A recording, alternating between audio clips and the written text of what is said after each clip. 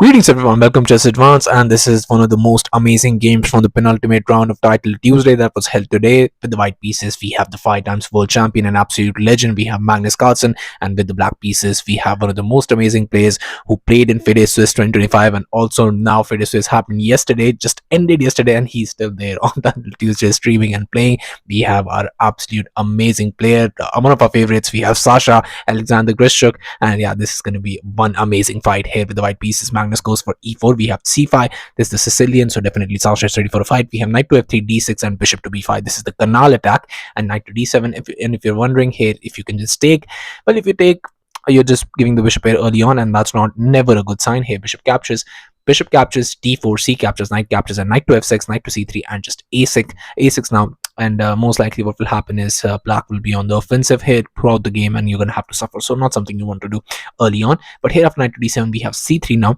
This is the main line. We have knight to f6, queen to e2, and just a6, pushing the bishop back, bishop to a4, and just b5. And now just comes bishop to c2, bishop to b7, and here just d4, e6, and now just castles. So, well, you have actually obtained a very nice line. This is one of the few structures we also see in other lines as Joe Lopez, not the exact same structure but similar structure where you have the bishop pair and all those pawn pushes are there. But yeah, this is one of the very nice line of a canal attack, and definitely something that Magnus plays a lot. Here just bishop to e7, knight bd2, we have c captures, queen to c7, and now just comes bishop to d3. So what can Sasha accomplish here? If you castled here towards the king side, the trouble is you cannot castle queen side because it's going to be on the open file, and you definitely don't want to do that. But if you castle queen side, the trouble is that with the white pieces, with the bishop pair here, Magnus would definitely just keep on start attacking you, and that's not going to be a good sign. When Magnus starts to attack, it's going to be always very, very difficult. So here in this position, just castles was played, and Magnus's spidey sense here must be tingling. He goes for rook to e1 first, just rook f to c8, and knight to f1. He wants to get the knight into the game and start an early attack. Here just h6, and if you go for e5 in this position, the trouble with this position is that both sides don't want to push their pawns to central squares. It's like you just don't want to give your opponent the you're taking the opposition, you don't want to allow your opponent's king to get into the game. It's the same thing. If whatever you do in this position, whoever pushes the pawn gets their position worse off. So that's a very funny thing in this position. But if you go for e5 in this position, d captures and knight captures, here just d captures, and the trouble is now I go for queen to c6. I don't bother about my knight because I'm threatening checkmate. And if you go for a move like f4 here, defending the checkmate, and also just strengthening that pawn, and then it just comes knight to d5, and you can understand there's already some pressure, and whenever I move the knight, there's already going to be threat.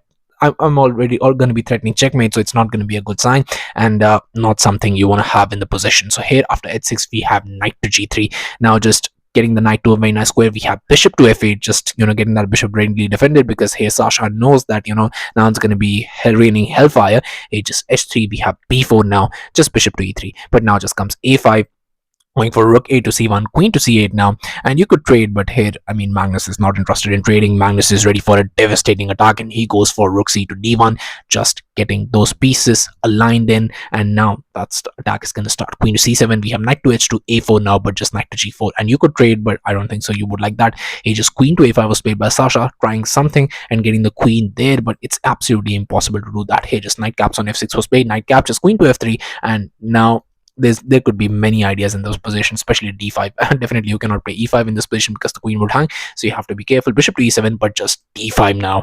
And now what do you even do? If you go for e captures, the trouble for you is your position gets worse off here after knight to f5, and I'm not interested in capturing it. But if you are and you go for this d captures, then the trouble is knight caps on e7 comes with a check, and if you go for king to f8, then you have to play it very, very precisely, because even if you do a little bit of a blunder, let's say you go for queen to f5 because you both the queen and the bishop is going to be attacked, the trouble is it doesn't work. Why it doesn't work? Because first king captures and your queen is hanging now, so you cannot do anything here. Queen captures, rook captures, and let's say you move the bishop back, but it's black who's the one now pushing, so you have to be a little bit careful.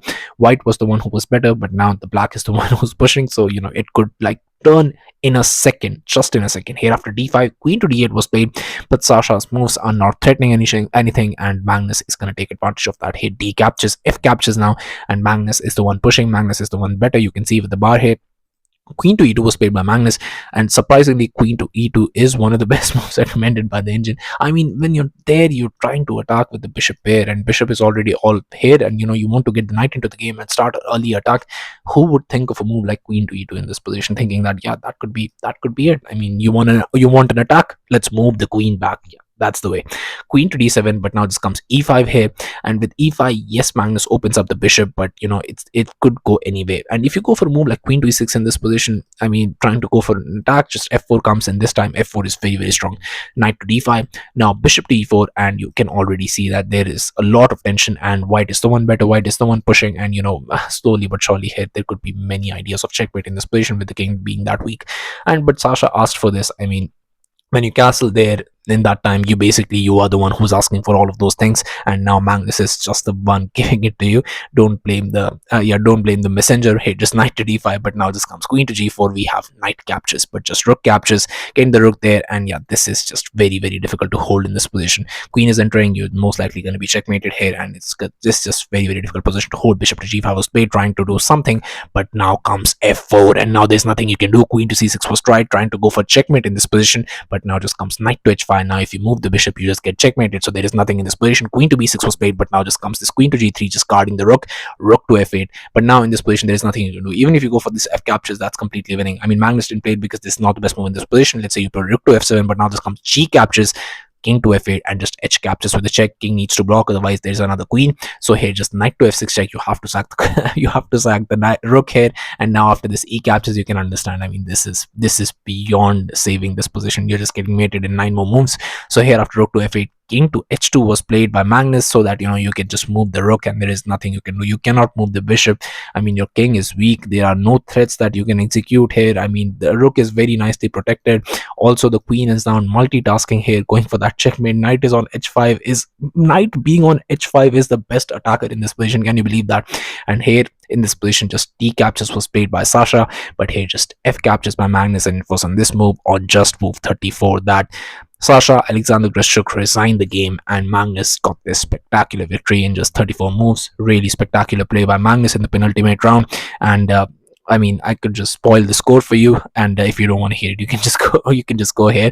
But the score for Magnus in the title Tuesday is 10.5 out of 11. Really crushing every single title Tuesday. Hey, Magnus, he won the last one. He's winning this one as well, and it's absolutely amazing score. So yeah, thank you all for watching. I'll be coming back with games like these, so stay tuned to the channel, stay updated, and I'll be seeing you guys very, very soon. Thank you very, very much for watching.